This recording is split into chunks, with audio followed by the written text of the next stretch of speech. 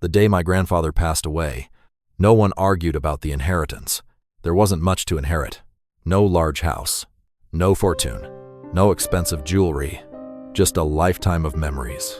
And one very old pocket watch. Everyone assumed it didn't work anymore. The silver had faded. The glass was scratched. It looked completely ordinary until my name was called. My grandfather's lawyer opened the will. He adjusted his glasses, then looked directly at me. "Lucas, your grandfather left one item specifically for you." He placed the old pocket watch into my hands, along with a folded note. Nothing else.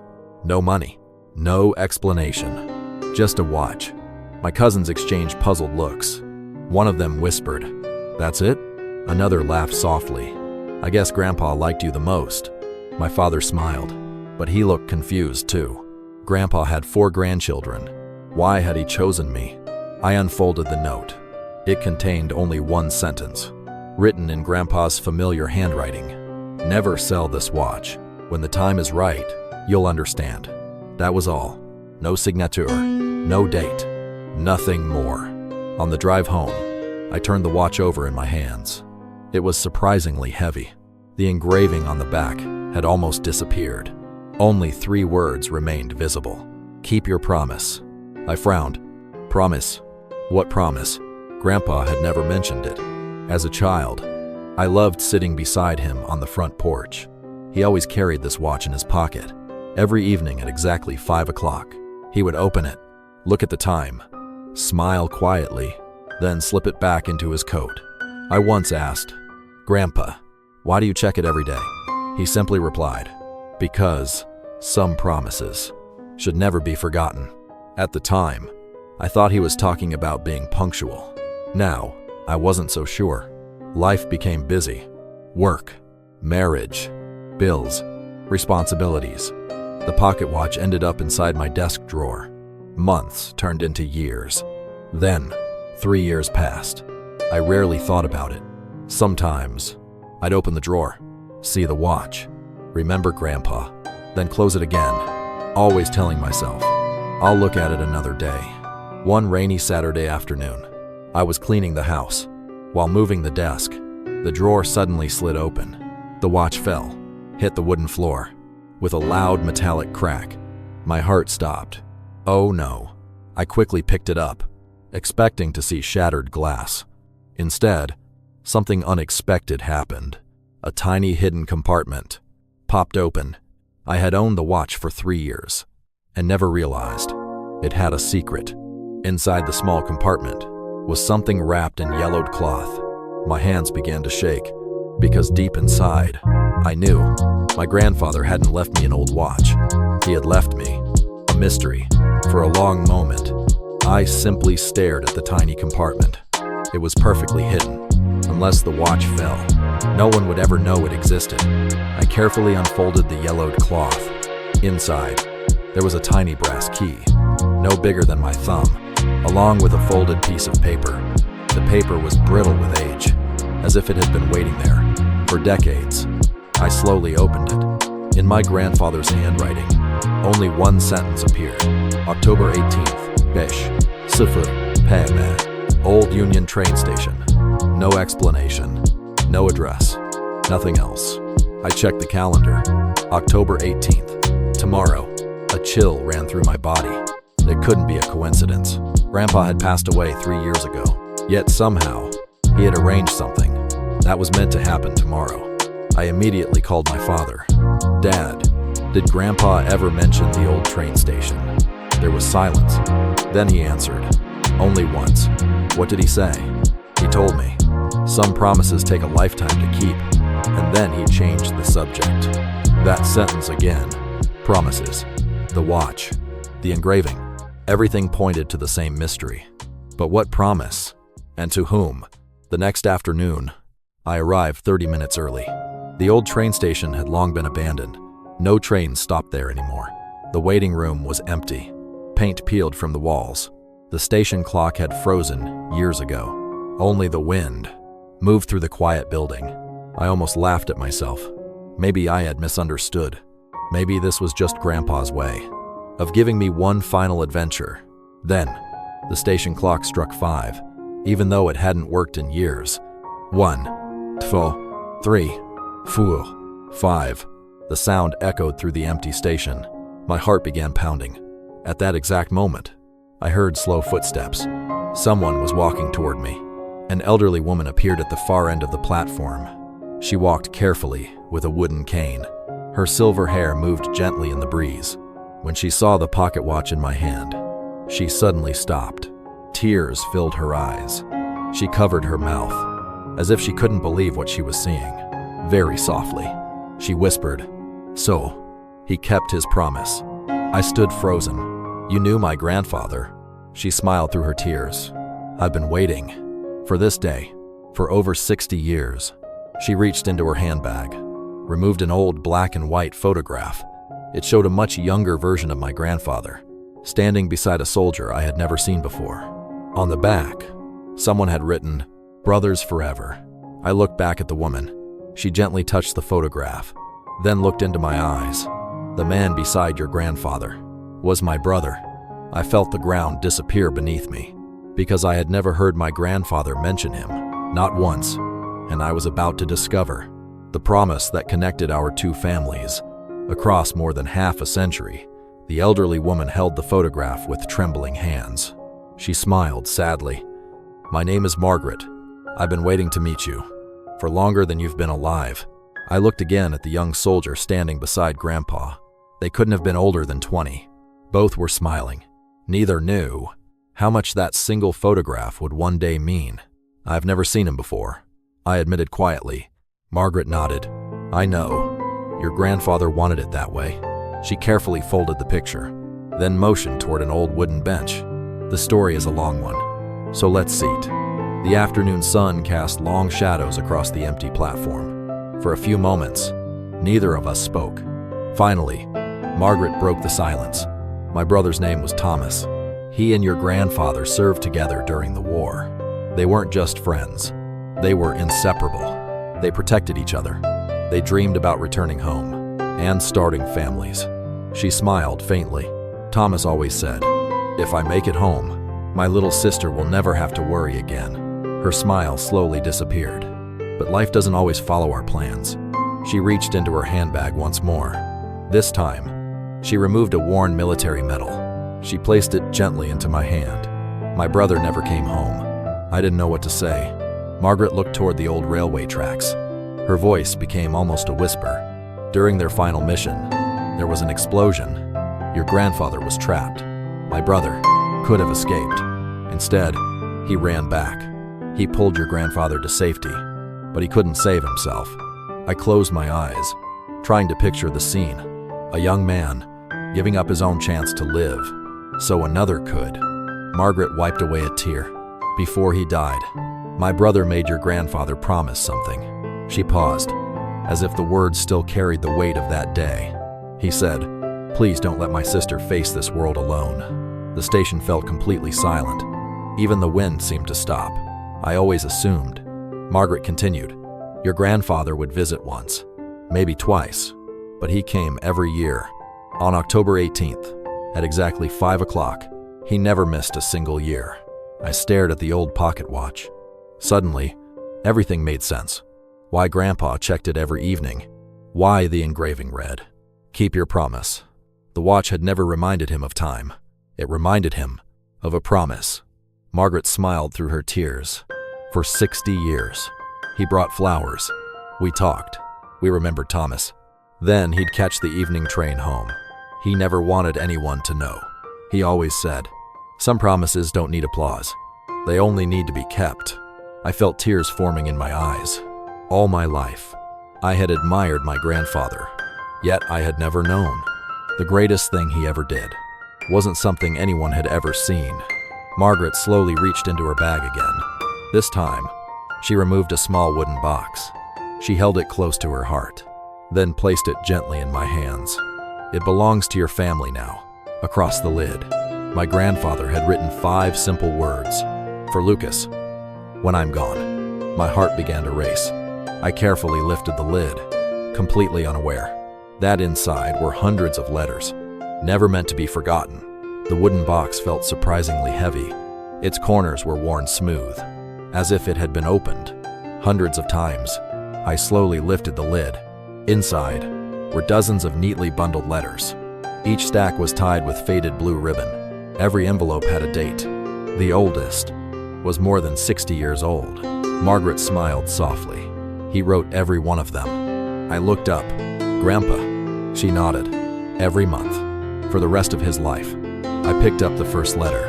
The envelope had already been opened years ago. Across the front, Grandpa had written, "To Margaret, the 18th of October 1965.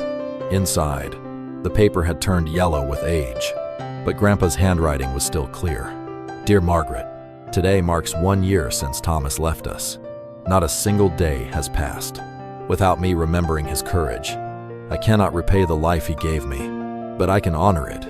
I promised him you would never be forgotten. As long as I am breathing, you will never stand alone." I stopped reading. My grandfather had carried those words for an entire lifetime. Margaret looked out the station window. Every year, he brought another letter. Even when I moved, even when I became too old to travel, he always found me. I carefully opened another envelope. This one was dated. Dear Margaret, Lucas was born today. I held my grandson for the first time. Thomas would have loved him. One day, when Lucas is old enough, I hope he'll understand. That kindness is something we pass down, just like family. I froze.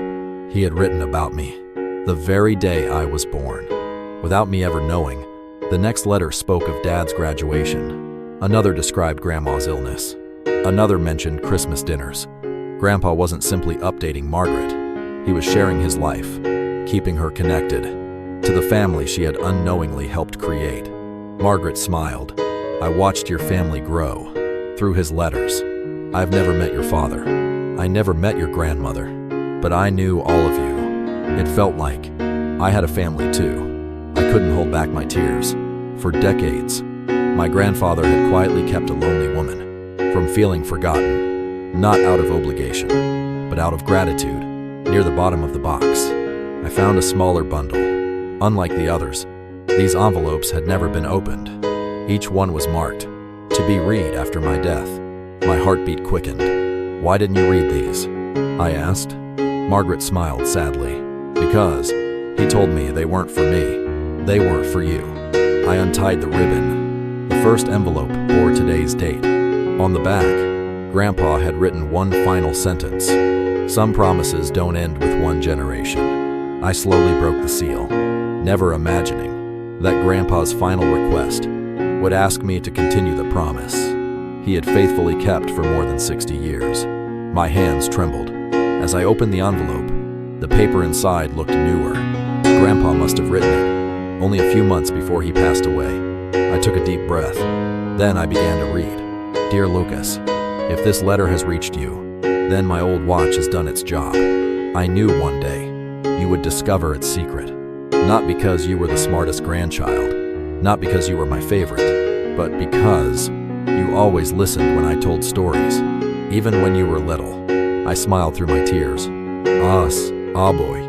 I had followed Grandpa everywhere. Fishing, gardening, long walks through the neighborhood. Back then, I thought he was teaching me about life. Now, I realized he had been preparing me for this moment. The letter continued. "You have probably met Margaret by now. She may have told you about Thomas. He saved my life. But there is something she doesn't know, because I never had the courage to tell her." I frowned. "Another secret? Your great-grandmother wanted me to forget the war. Your grandmother wanted me to stop carrying guilt. Everyone told me, 'You've done enough.' But I never believed that. Every birthday I celebrated belonged partly to Thomas. Every Christmas, every family photograph, every moment I watched you grow, none of it would have existed without his sacrifice." I wiped my eyes. For the first time, I understood why Grandpa never called himself a hero. He believed he was simply living a life someone else had made possible. The next paragraph was underlined. "Lucas, gratitude is not something you feel once. It is something you practice for the rest of your life." I read the sentence again. Slowly, it felt less like advice and more like a mission. The letter continued.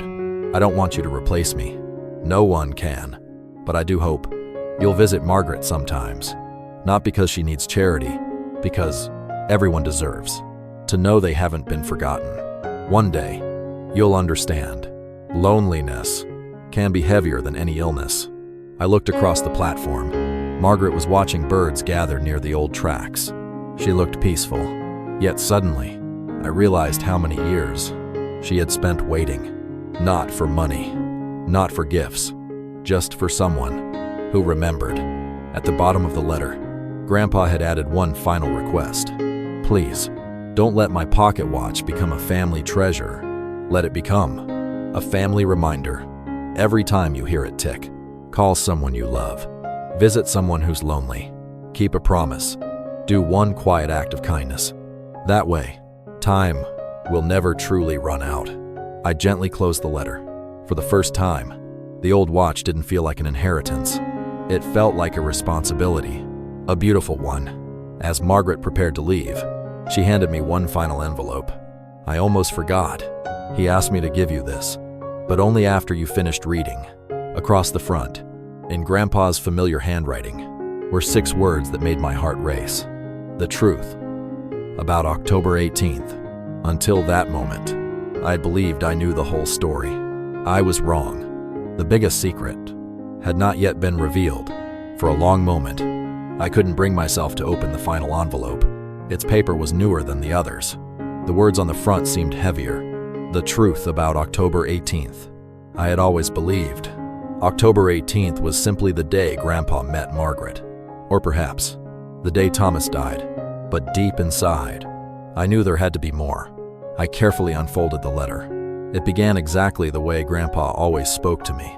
Dear Lucas, there is one part of this story I never told anyone, not even your father, not because I was ashamed, but because some burdens are difficult to explain. I continued reading. Thomas did not ask me to save his sister. He asked me to save myself. His exact words were, Richard, go home. Live a life worth surviving for. That's all I ask.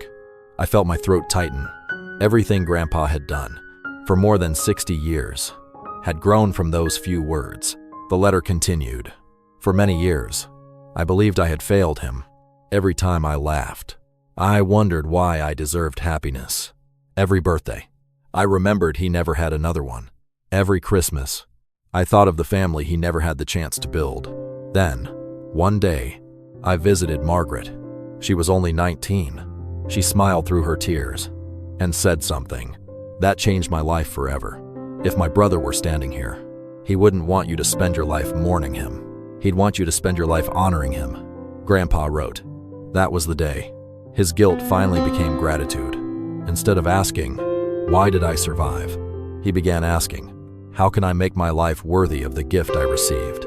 That question became the answer to everything. It was why he loved his family so fiercely, why he never missed birthdays, why he always kept promises, why he checked the pocket watch every evening. Not because he feared running out of time, but because he refused to waste the time someone else had given him. I looked down at the old watch in my hand. For the first time, I heard its faint ticking, steady, calm, almost like a heartbeat. Near the end of the letter, Grandpa wrote one final confession. There was never any treasure hidden inside this watch. The treasure was always the life it reminded me to live. If you're holding it now, it means that treasure belongs to you. Tears rolled down my face. I realized Grandpa had never left me an object. He had left me a way of living. As I folded the letter, Margaret quietly smiled. I've been waiting many years to see someone understand him. Then she reached into her coat pocket. She pulled out one last item, a small cloth pouch. Inside was another pocket watch. It looked almost identical to Grandpa's. On the back, it was engraved with just 3 words, Thomas's watch. My heart nearly stopped because I suddenly realized the 2 watches had never been separated until the day Grandpa died. I stared at the second pocket watch. It looked almost identical to Grandpa's. The same silver case, the same worn edges, the same hands frozen by time. Only one detail was different. Engraved on the back were 3 simple words, Thomas's watch. I looked at Margaret. Grandpa had another watch? She nodded slowly. No, they each had one. She carefully opened Thomas's watch. Inside the lid was an old photograph. 2 young soldiers, standing shoulder to shoulder, smiling as if nothing in the world could ever separate them. One was my grandfather, the other, Thomas. Margaret smiled through her tears. They bought those watches together, the day before they left for war. They made a promise. If both of them came home, they would meet every October 18th at 5 o'clock to celebrate another year of life. Her voice trembled, but only one of them came back. She gently closed the watch. Your grandfather kept coming anyway, every single year. He believed if he stopped showing up, the promise would truly end. Suddenly, everything made sense. The old train station, 5 o'clock, October 18th. The daily habit of checking the time, the engraving, the hidden key, the letters. It had all begun with a promise between 2 young friends. Margaret handed me Thomas's watch. For years, I kept it safe. Your grandfather asked me to give it to you when you were finally ready. I hesitated. I can't take this. She smiled warmly. You already have. The moment you chose to come here. I held both watches side by side. Neither was valuable. Neither was made of gold. Yet together, they carried more history than anything money could buy. Inside Thomas's watch, I noticed something folded beneath the photograph. A tiny piece of paper, barely larger than a postage stamp. I unfolded it carefully. In faded handwriting, Thomas had written, "Time doesn't make promises. People do. Keep yours." Those 6 words hit me harder than anything else I had read. I thought about my own life. How many times had I promised? I'll visit next week. I'll call tomorrow. We'll spend more time together soon. Promises made too easily, delayed too often. Margaret looked at me kindly. Your grandfather wasn't remembered because he was extraordinary. He was remembered because he always did what he said he would do. Before leaving, she asked me one final favor. When I'm gone, don't let their story disappear. People need to know that loyalty still exists. I nodded. I promise. The words left my mouth naturally, but this time, they carried a weight I had never felt before. As I slipped both watches into my coat pocket, I heard something unexpected. A soft click. One of the watches had started ticking again. Then, a second tick. Both watches, silent for decades, were running together for the first time in more than 60 years. And somehow, it felt as though 2 old friends had finally found each other again. The sound was almost impossible to hear. Tick, tick, tick. I held both pocket watches close. Neither had worked for years. Yet now, both moved in perfect rhythm. Margaret smiled. Your grandfather always believed they would run again. When the promise found its next keeper, I wasn't sure whether to believe it, but somehow, it felt right. A week later, I brought both watches home. My 8-year-old son, Noah, noticed them immediately. Dad, were these Grandpa's? I smiled. One belonged to your great-grandfather. The other belonged to his best friend. Noah looked at them with wide eyes. They're really old. They are. But what's inside them is even older. That evening, instead of turning on the television, I told Noah the entire story. About Thomas. About the battlefield. About the old train station. About Margaret. About a promise that lasted more than 60 years. When I finished, the room was silent. Finally, Noah asked, "So, Grandpa wasn't rich?" I laughed softly. "No, he wasn't. So why is everyone saying he left you something valuable?" I looked down at the watches, then answered, "Because he did." The next Sunday, Noah surprised me. He walked into the living room holding a small notebook. I made this. On the front cover, he had written in crooked handwriting, "Promises I want to keep." The first page read, "Call Grandma every Sunday. Help Mom without being asked. Visit Mr. Wilson next door. Never break my word." I felt tears fill my eyes. Without realizing it, Grandpa had already begun changing another generation. A few days later, I visited Margaret again. This time, I wasn't carrying flowers. I wasn't carrying questions. I was carrying something else. A printed manuscript. On the cover, the title read, "A Promise Kept." Margaret ran her fingers across the title. "You wrote it?" "We wrote it." I smiled. "It's Grandpa's story, Thomas's story, and yours." She quietly closed her eyes. "I never thought anyone would remember." I gently took her hand.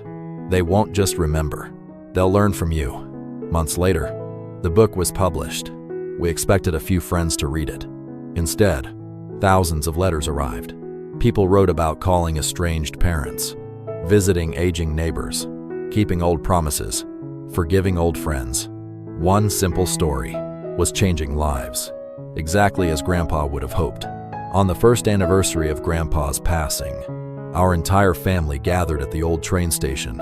At exactly 5 o'clock, Noah stood beside me, holding Grandpa's pocket watch.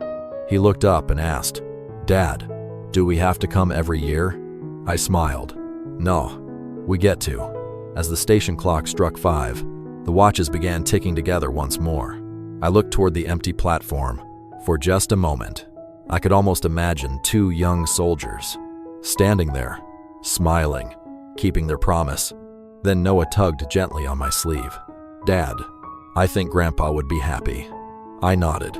"So do I." Because at that moment, I realized something beautiful. The promise had never ended. It had simply found another generation to carry it forward. 1 year later, life looked different. Not because I had become wealthier, not because anything extraordinary had happened, but because I had begun to notice something. Every promise I kept changed more than one life. It changed mine. The old pocket watch never left my side. Every morning, before leaving the house, I would wind it carefully, not because it needed to keep perfect time, but because it reminded me to. Whenever I heard its gentle ticking, I asked myself one simple question: who needs my time today? Sometimes, the answer was my wife. Sometimes, it was my son. Sometimes, it was my father. And sometimes, it was a stranger. Margaret passed away peacefully that spring. She was 91 years old. Before she left, she asked to see me one final time. When I arrived, she smiled, the same warm smile she had given me at the old train station. She placed Thomas's pocket watch into my hands. "This belongs with your grandfathers now. They've spent enough years apart." Then she whispered, "Thank you for keeping the promise alive." Those were the last words she ever spoke to me.